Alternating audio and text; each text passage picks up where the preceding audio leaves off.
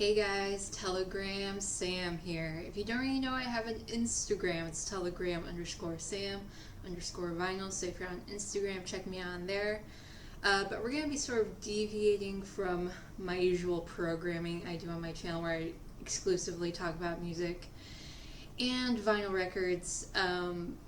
This is just going to be a video about one of the greatest days of my life where I got to see and meet one of my biggest heroes and inspirations in life. It shouldn't have happened at all. It's just really crazy how all the stars kind of aligned to make this crazy day and experience happen. So a little backstory. When I was 11 years old, my dad took me to see Inglourious Basterds, the movie Inglourious Basterds, in the theater. I didn't want to go because, it was like, I knew it was about like World War II. It seemed kind of bloody and gory, and I was like, but the movie theater in my hometown only had like 3 screens, and usually 1 or 2 of them wasn't working, and that was the only movie that was showing. And so we went to go see it, and it completely blew my mind. It completely changed the way I watched and viewed movies. I finally saw it as like this beautiful art form that could be very smart and beautiful, but also brutal. And I just fell in love with movies after seeing that movie, and I was just like, I want to see every movie ever made. Like, if what have I been missing, sort of thing. And I find that through the vinyl community, there's also a really big intersection of movie lovers in the community as well. So I feel some of you might love Quentin Tarantino and also just movies in general. And fast forward to September of this year, he announces that he's releasing a book called Cinema Speculation. Buy it wherever books are sold. And the local independent movie theater here called Hollywood Theater announced that he was going to be at the theater he was going to be here for 2 days. The first day was just a 2-hour talk of him and the Hollywood coordinator guy called Dan, just sort of talking about it, and he would do a reading from the book. And then the second day would be a screening of a movie that he talked about in the book. I forget about which one. And then, I think after the movie, he was going to do a reading from his book. And just so you know, the Hollywood Theater is not a big theater. The main screening room where they were holding this event at probably only seats 300 people, so I knew tickets were going to be really hard to get. And so they announced that a month before they put tickets on sale. And that's the day tickets go on sale. This is when I was still working at my last job, and I was hunkered down at my desk, at my computer. I think the tickets went up at 11, and I was at the computer, had the website up at like 10:55, and I just kept on refreshing the page until 11 hit. And then when 11 hit, I refreshed the page again, and the website crashed. And I was like, oh shit, that means there's a lot of people that are trying to get these tickets. And so I tried to go on their Instagram. I don't see them saying anything on their Instagram. I still keep on trying to refresh my computer, and by the time I kind of noticed their link tree on their Instagram and go to buy tickets, the tickets sold out. And I think that was all in a matter of 3 minutes after they went on sale. And I was so upset. My mom knew how excited I was and how big of a deal this was for me. And I remember calling her on my lunch, and I was so upset. I think I was probably crying too, because I was like, this is probably the only chance I'm ever going to get to be in the same room as him, and just really upset. And then fast forward to November 9th, the first day he's going to be here. I quit my job not long after I tried to buy tickets the first time. And so every morning I would get up and watch a little bit of YouTube, have my coffee, and then essentially just look for jobs online all day. And since I love the Hollywood Theater, I routinely go there. I practically live there. I love going to see movies there, and they show a lot of cool, older underground movies. It's just a really awesome place. And they have a jobs page, and I would always go every morning to see if there's anything up that I could apply for. So it's the morning of the first day, and I go to all my usual sites I go to see if there's any job postings, and I go to the Hollywood site, and I see the Quentin Tarantino thing, and I'm bummed, and I've kind of come to terms with the fact that I'm not going to see him. But then I look below it and I see that there's tickets, and I was like, huh. And so I click on it, and it still says there's tickets, and I was like, okay, I'm just going to buy these and see what happens. So I ended up getting a ticket. I think all in all it was $99, but because my mom had gotten me a $100 gift certificate, but I think I still had like $70 on it, and so out of pocket I only paid like $30 for a ticket, and plus it included a copy of Quentin Tarantino's Cinema Speculation by wherever books are sold. So that was nice that I also got a copy of the book with the ticket. And I was just waiting for an email to be like, oh, there was an error. Sorry for anyone who bought a ticket. I was just waiting for that email. But then I saw on Instagram that they posted that they had like 10 reserved tickets that they had put up just around the time I just happened to be on their website. And I was like, holy shit, I'm actually going to go see Quentin Tarantino. And that's why I posted that thing on my Instagram stories, if you guys saw that. So yeah, I immediately called my mom after that. I was like, Mom, you're not going to believe it. I'm actually going to go see Quentin Tarantino. And she was so happy and excited for me. And so yeah, fast forward, I think the event starts at 8, and I think I got there at like 6:45. I got there super early because it wasn't assigned seating, so it was kind of like you got whatever seat you got. I actually wasn't looking to get up in the front. I just wanted to get one of the 4 individual seats because I hate sitting in a row and people getting up and down constantly and having to let them go. So I was just happy to be in the middle and just to be in the vicinity of one of the greatest filmmakers ever, and especially in the last 50 years. And yeah, so as soon as I got to the venue, they had like these 3 beefy looking guys, and they had to do like a pat down search. I had to empty all my pockets, all that stuff. And it was a phone free event, so as soon as you got inside, you had to put your phone in. I don't know if anyone has been to the shows where you've had to do this, but you have to put your phone in this little pouch, and the pouch has like a magnet closure, so you can still have your phone, but it just has to be this pouch and you aren't able to get into it. So did that, and then I got my copy of my book, and I literally just sat down and read until the talk started. So I think I got like 70 pages in because I got there so early. But yeah, his talking was amazing. I mean, if you've seen interviews of him, he's just encyclopedia of just movie, TV, pop culture knowledge. It's almost like exhausting how much he knows and how he just like spews stuff out. And I really love his book because it's kind of like this gonzo style, sort of telling his point of view of how he watched and got to see a lot of the great movies that came from the late 60s through the early 80s, sort of the new Hollywood era of movies in America. And yeah, just telling the crazy stories about the various boyfriends his mom had and how they would go take him to the movies, how one of his mom's boyfriends was a black player for the Rams, and how he went to an all-black theater with this guy and he was the only white guy there, and seeing his first blaxploitation movies.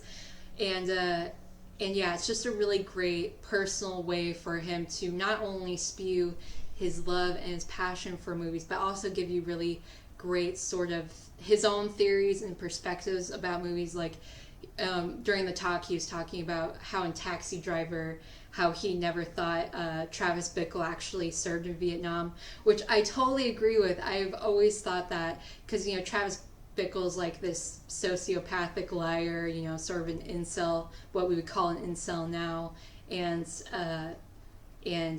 yeah, and I was just like, oh my god, I'm not the only one that thinks that. And yeah, he just brought up a lot of good points, and yeah, just how animated he is, and just like, it was just really surreal just to be in the same room with someone I have looked up to for years, since I was 11 years old.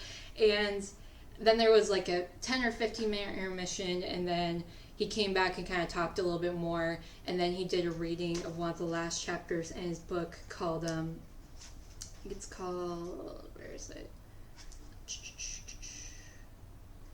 But yeah, the last chapter was about one of the roommates him and his mom had called Floyd, and Floyd was this sort of, he described him as Samuel L. Jackson's character in Jackie Brown, sort of this dude that you kind of didn't know what he did, but you had money and you just didn't ask. But he also really loved movies, and him and Quentin would go to movies all the time.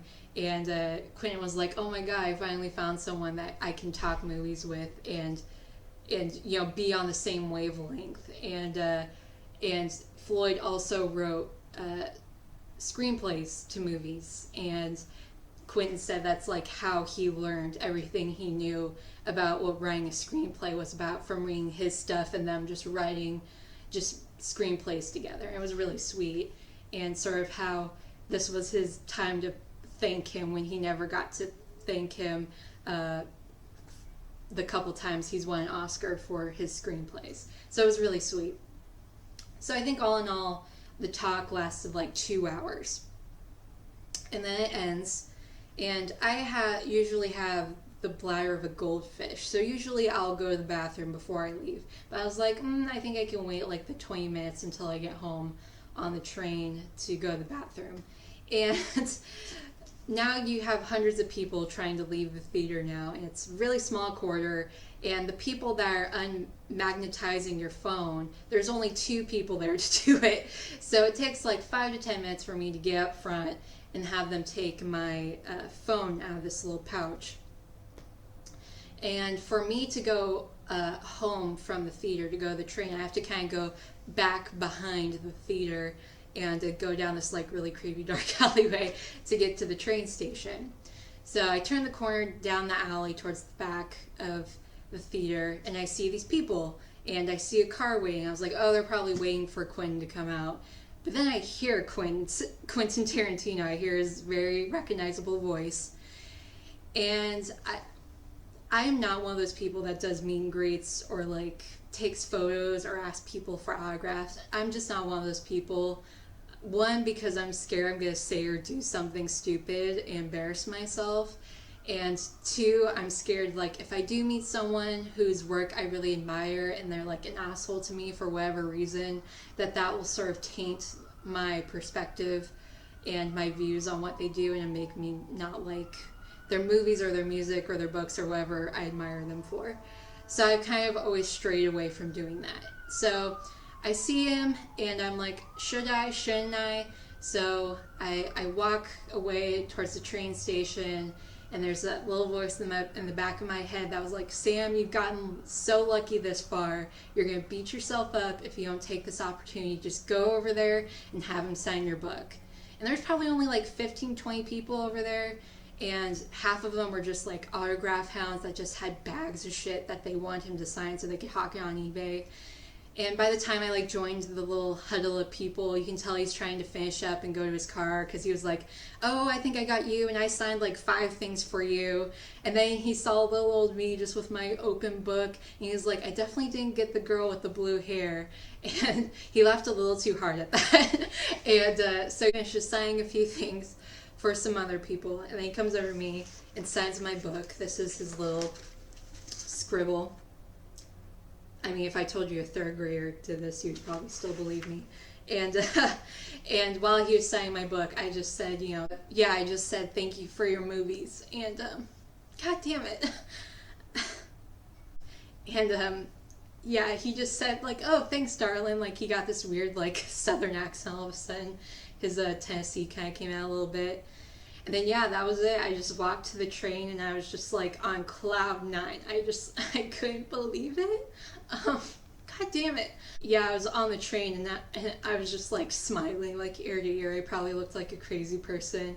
And I was like, oh my God, someone could just stab me in the neck right now on this train, and I would die with a smile on my face.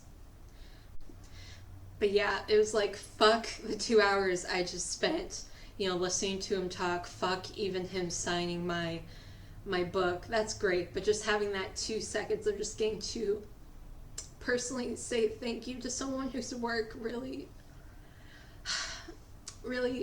helped me discover my love of cinema, and was also a way for me to escape some of the hardest times of my life, really meant a lot to me.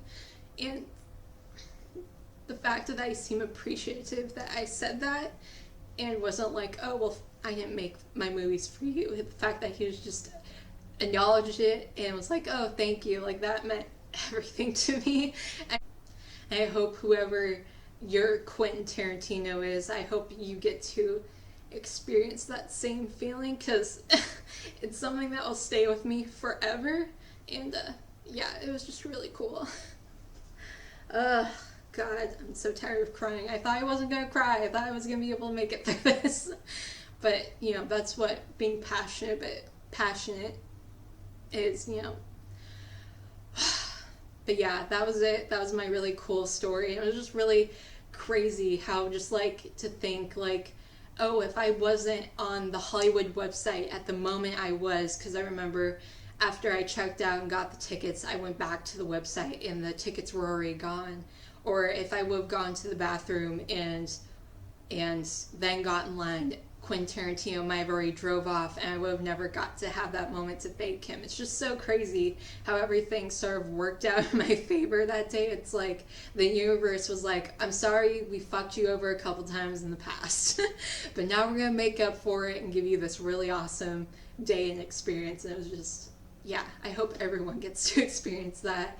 But yeah, it was just a really cool moment, and I know a lot of people that who I shared that kind of like a synopsis version of that on Instagram. A lot of people were really happy for me, kind of knew how big of a deal it was, and yeah, you guys are really nice. And I see you guys as my friends, and and like when something as cool as that happens, I just want to share it with you guys.